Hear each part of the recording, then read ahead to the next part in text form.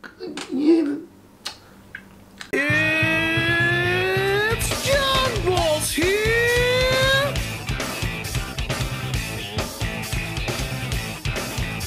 How's it going, brothers? John Balls here. Balik lagi ke waktu belajar John Balls. Hari ini kita baca buku lagi. Kenali watak agar jiwa tenang. Sering-sering aja baca buku ini biar pada beli, ya. Hari ini kita bakal ke chapter selanjutnya. Kemarin kita udah dengarkan cerita dari Aquarius, di mana Phlegmatis memperoleh kebahagiaan. Dan sekarang judulnya adalah Allah bersama orang sabar. Sabar itu trademarknya Phlegmatis. Tapi kode judulnya bisa juga kayak nyindir orang koleris biar sabar. Atau orang sanguin yang maunya gerasak gerusuk biar lebih sabar. Tapi gerasak gerusuk tuh punyanya koleris atau sanguin? Punyanya ekstrovert ya gerasak gerusuknya. Oleh anggrek kuning, lembayung senja, Aquarius, anggrek kuning, ya. Kita nggak tahu besok namanya apa lagi ya. Mungkin mawar melati, semuanya indah. Saya dilahirkan dalam keluarga yang sederhana dari 4 bersaudara. Saya anak ketiga yang secara wajah paling tidak cantik dengan bentuk tubuh paling gemuk, sehingga terlihat lahiriah saya paling jelek. Kakak saya pernah berkata di depan saudara-saudara ibu yang sedang berkumpul, "Iya, ini anak yang paling jelek. Jadi kalau yang tidak tahu dikira pembantu." Waduh, gila. Tante ini kakaknya kita lihat ya. Biasanya kakaknya nih kayaknya orang kole ya. Mau dia kole sanguin, kole melo, melo kole, sanguin kole nih kakaknya. Ya Allah, sakit hati saya. Sakit hati dia ya mendengar langsung ucapan kakak kandung seperti itu di depan orang banyak. Semua orang bisa sakit hati ya. Jadi gue belum tahu dia nih orangnya wataknya apa. Tapi semua orang bisa sakit hati. Gue sanguin bisa sakit hati gini. Melo apalagi. Momen itu adalah acara pernikahan kakak saya, di mana seorang mahasiswi dipermalukan oleh kakaknya sendiri di depan banyak saudara. Saat kuliah saya tinggal di rumah Bude, kakak dari ibu. Bude sangat menyayangi saya dan sering memberikan tambahan uang saku. Salah satu anak Bude ada yang menjadi seorang pejabat. Beliau juga sangat baik kepada saya.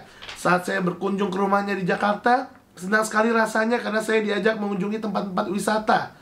Lulus kuliah, saya diangkat jadi pendidik di kota D. Saya kos di kota K dengan ibu kos yang sangat baik kepada saya. Jadi karena dia orangnya baik, banyak disukai orang ya. Di awal saya menjadi guru, adik saya menikah. Di saat pernikahan adik ini, saya pun menerima kata-kata yang menyakitkan dari bapakku. Demikian juga saat kakak pertama menikah.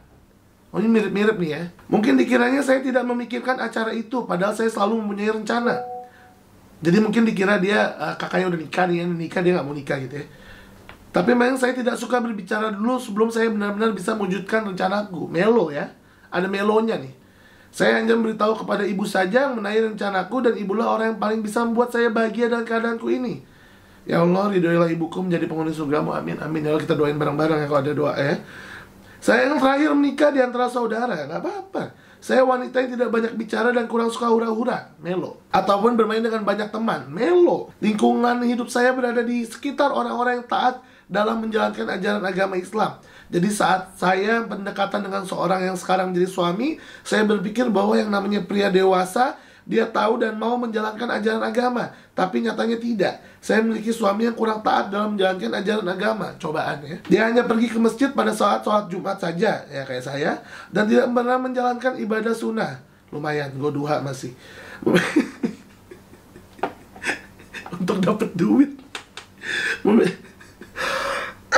Batuk gue langsung. Memiliki suami yang tidak memahami ajaran agama dan tidak mau belajar merupakan awal dari ketidaknyamanan hidup saya. Teguran buat gue juga nih. Dia suka ngomong nyelekit, kole. Suatu saat teman-teman saya bercerita memasak mangut diolah dengan petai, enak sekali rasanya. Sepulang kerja saya berbelanja ke pasar kemudian memasak. Karena kami kos satu kamar, maka masakan saya bawa kamar. Pulang kerja suami masuk kamar, dan saat buka pintu kamar, kata-kata yang keluar adalah, "Bau masakan apa nih? Kok seperti bau comberan?" Oh, suaminya gak suka pete. Kole melo nih. Saat itu rasanya ingin menangis, tapi saya tahan. Semakin lama banyak hal yang saya rasakan, perlakuannya semakin menyakitkan. Kenapa seorang suami yang semestinya menyayangi istrinya, justru dia yang sering membuat saya sakit hati dan menangis. Waduh, bahaya juga nih kalau gue kayak gini nih. Kan gue jahat juga omongannya.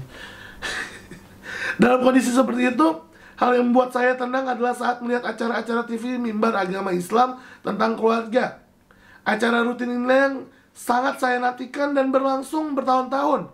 Pernah saya bisa bertanya langsung melalui telepon, rasanya senang sekali. Oh, ini untung dia suka nonton yang gini-gini ya, atau enggak, mungkin dia kabur.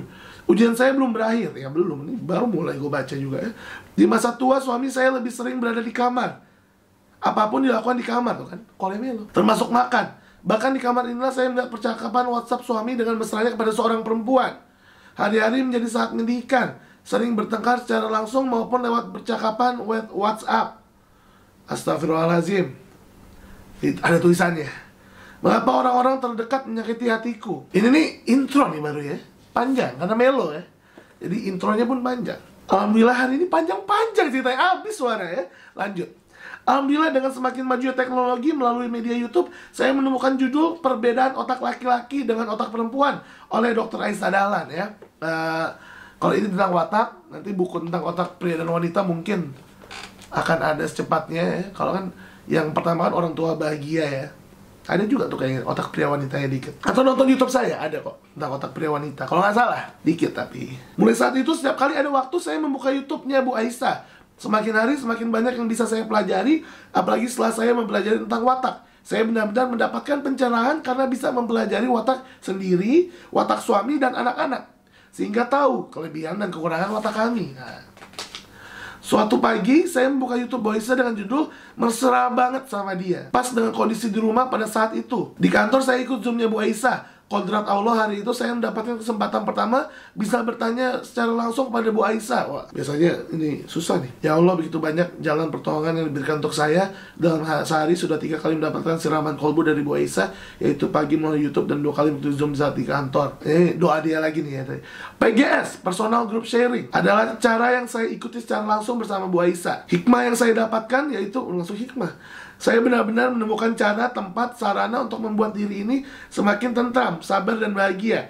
Tahu apa yang saya lakukan kepada suami dan anak-anak dan orang-orang di sekitar saya. Juga berusaha untuk mengerti watak orang-orang di sekitar, sehingga akhirnya bisa menghadapi mereka sesuai wataknya. Ya Allah, berikanlah kekuatan kepada hamba agar dapat memperbaiki akhlak dan keberdian diri ini dengan karunia-Mu, yaitu watak melogi dan pasanganku berwatak kolemo. Agar keluarga kami menjadi keluarga sakinah, mawadah, warohmah. Amin ya rabbal alamin. Gini. Gue masih belum tahu akhirnya dia sama suaminya gimana. Itu yang buat penasaran ya. Jadi bukan cerita yang lengkap, tapi cerita yang bikin penasaran. Dia cuma kayak tahu kalau dia sekarang lagi berusaha nih memperbaiki.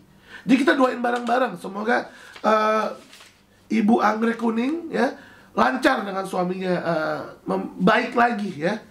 Bionarasi penulis Anggrek Kuning, seorang yang sedang belajar watak untuk memperbaiki akhlak, kepribadian, ibadah agar dapat hidup lebih baik dan bahagia dunia akhirat bersama keluarga dan orang-orang di sekitarnya, dengan selalu memperhatikan kaidah-kaidah ajaran agama Islam serta dibarengi dengan belajar Al-Quran dan hadis untuk menggapai ridho Allah Subhanahu wa Ta'ala.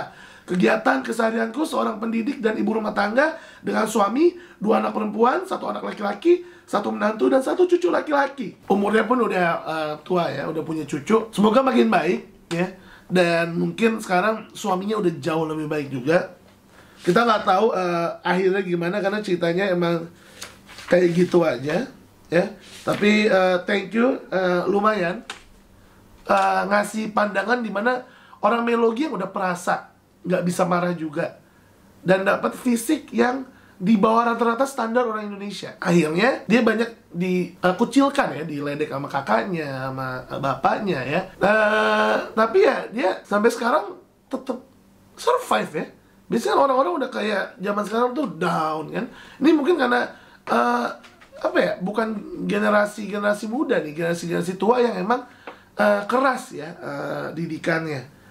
Jadi emang lebih tough. Tapi ya kekurangannya adalah biasanya nggak secanggih anak-anak zaman sekarang. Anak zaman sekarang canggih-canggih, cerdas-cerdas, tapi emang secara mental nggak sekuat yang dulu ya. Jadi ada kelebihan dan kekurangan masing-masing di setiap generasi. Kalau gue yang tengah-tengah ya, pinter enggak, mental kuat juga enggak. Generasi gue gimana sih? Jadi gitu sih. Jadi ya itu aja sih. Jadi langsung aja pesan lah ya, nggak usah lama-lama. Kalian udah tahu harus kemana. Kalau mau isi Saweria juga boleh, link di bawah. Thank you for watching bro, I'm out bros. Let's go.